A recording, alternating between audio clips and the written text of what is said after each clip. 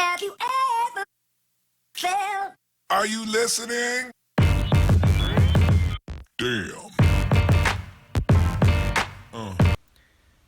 How to make passive income without investing in 2017. If somebody believes there's a way to make money without investing, there isn't. Right?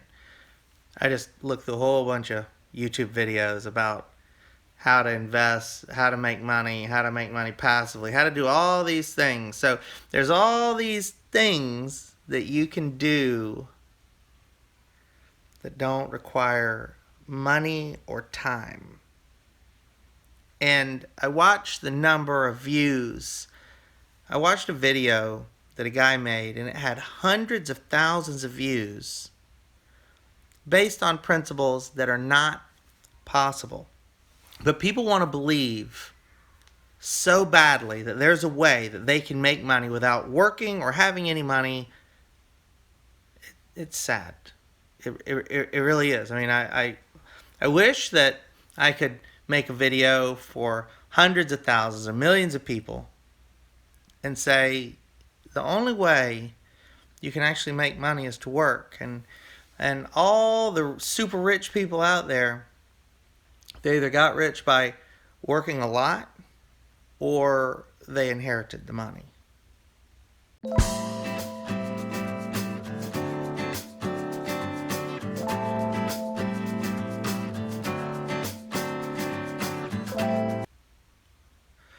There was some skill set. There was something that happened to perpetuate, facilitate, to put them in that position. And it's not going to be some get-rich-quick scheme. It's not possible. Get-rich-quick schemes, they don't work. And it's sad when I look at the number of people, and then I read through hundreds, thousands of comments about, this is garbage, it doesn't work, and yet those people were there and they left those comments. What they want to believe, which leads me to the actual topic of this video. The belief. The difference in growing personally into the person that you want to be. The change that you have to make. Versus thinking you're something that you simply aren't. So I had a meeting with a very nice guy who come in, and he asked me what I thought about a whole bunch of things.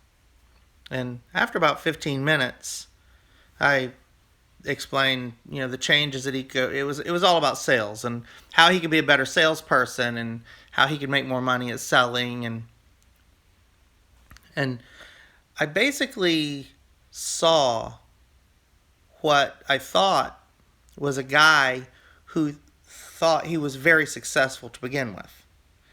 He drives a very nice car. He lives in a big house. And yet, he's asking me that it's all staged. And I said, well, I mean, when you look at someone's life from the outside and it looks too good to be true, sometimes it is. Sometimes it is. So what do I think? I think that being fake it till you make it, isn't quite right. Being confident, understanding growth, changing your mindset, working to be better than we are today, learning. Like, I want to provide a positive experience for each person that I come in contact with, whether it's through customer service at work or through my videos, with my employees, with complete strangers. Positive experience. Being fake, you're only joking yourself, right? So people that want to be more than they are, well, we all want to make millions of dollars, and we all want to be rich, and everybody wants to be rich and famous. And then you see the ones that do gain the fame, and they are rich, and they act horribly. They didn't grow into it. They went from rags to riches, and not over 10 or 15 or 20 years. Overnight. And then those are the ones you can see that do foolish things. Say foolish things. Because they don't actually have a strong understanding of everything around them. And you want to walk the walk and talk the walk and talk the talk and walk the talk and whatever that saying may be. You want to be greater than you are, you have to work at it. Just like making money, you have to work at making money. And, I looked at myself at the moment that I said, just because you drive an expensive automobile and you live in a big house, it doesn't make you a great salesperson. Maybe you got very lucky. Now you're having a hard time, or you've always had a hard time, and he said, I've always had a hard time. Living beyond your means is an entirely another topic. Well, to be confident and self-assertive and to be good at selling is to have a solid understanding of your product base, your customer, and yourself. To be able to establish common ground between you and a complete stranger.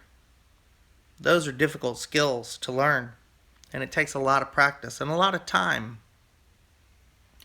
And I've spent a lot of time practicing those skills. And I won't say that I'm very good at any of it.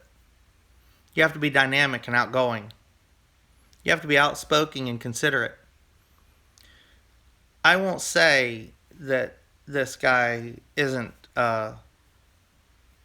he come across as a complete jerk. I feel bad saying that. But I couldn't describe it any other way. And as I had to then take him down a notch. I had to remind him, he come to see me. He's sitting across from me in my office on the other side of my desk. So clearly he has a problem, or he wouldn't have come to see me. So him proposing that he was a greater force than my opposing force was his mistake. I'm not the one with the problem. It's not about whether or not I have greater success or have achieved more. When you simply come and ask a question, if I have a reasonable answer, if I have any experience with it, that's all I'm offering, is a reasonable answer based on my experience. Not some off the cuff, talking about something I have no idea what I'm really talking about. And there's plenty of those people in the world. They love to talk. They love to talk about things that they don't understand. And they touch on an idea that they have a small concept of, and they want to expand on it. So, like everything else, when there's something I don't understand, well, I simply go and I'll read about it, and I'll read a lot about it, and I'll buy a bunch of books, and I work really hard to understand, and then what I find is that I wasn't quite that interested in it because it's going to require a lot more time than I'm willing to invest to have a full understanding of whatever it may be.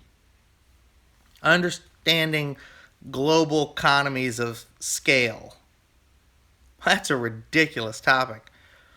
But if I actually want to understand what moves markets and how all economies fit together, what causes the difference in the conversion rates between the US dollar and any other currency, that's where you start. It's a huge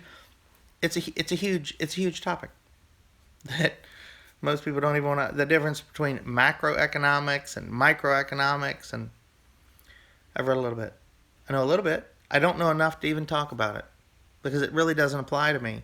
It's when people get upset and they start talking about politics and somebody comes and says, what do I think? I'll say the same thing over and over.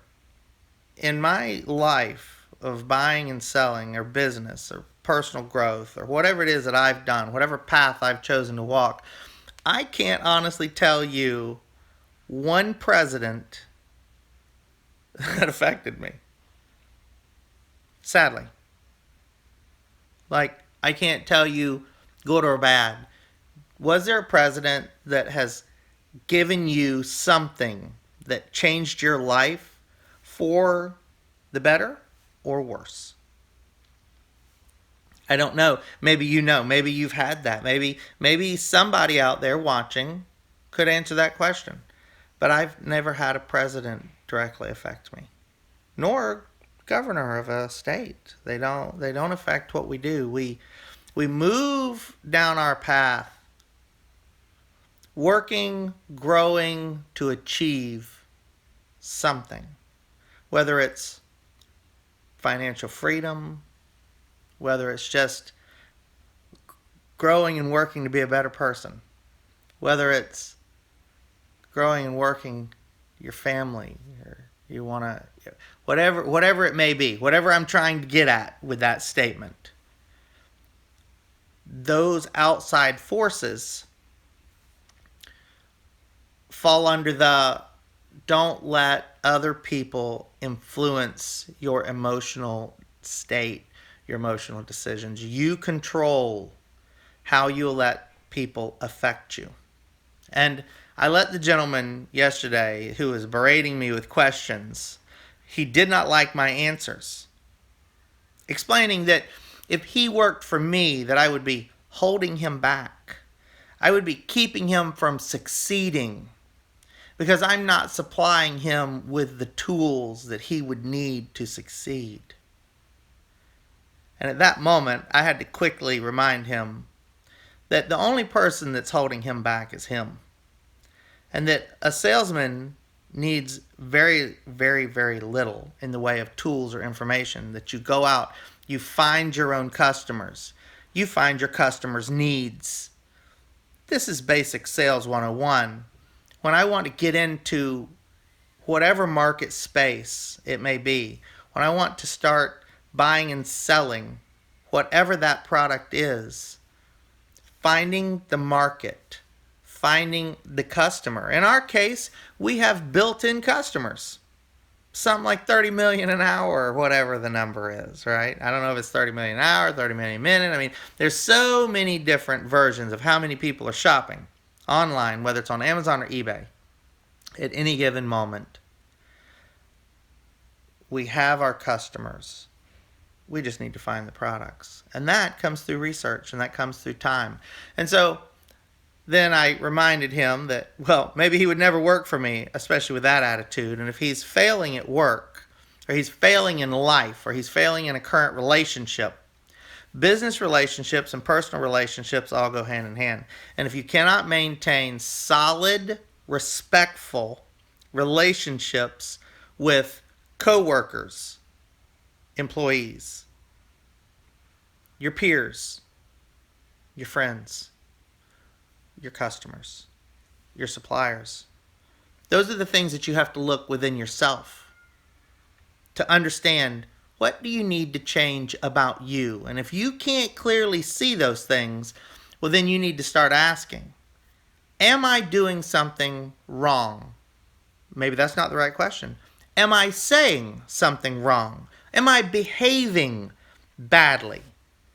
Am I acting like a fool because I was successful overnight? Because I think I am simply something I am not. And instead of working hard to learn to be great or fantastic and treat people well, someone automatically thinks there's something they're not, that they're fantastic, they're great, they're whatever, and what they really are is wrong.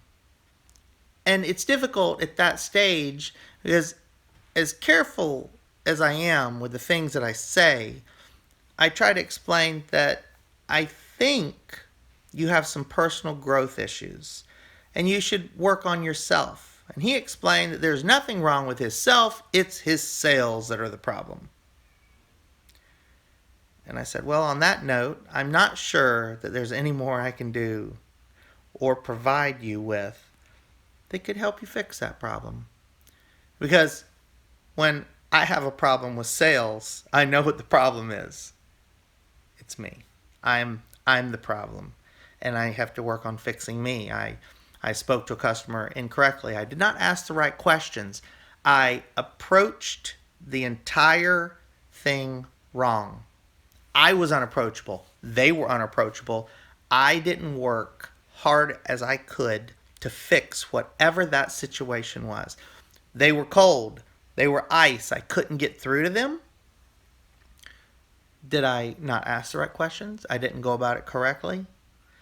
I'm constantly self-analyzing what I do and what I say because I constantly feel like I'm growing to do better than I did yesterday.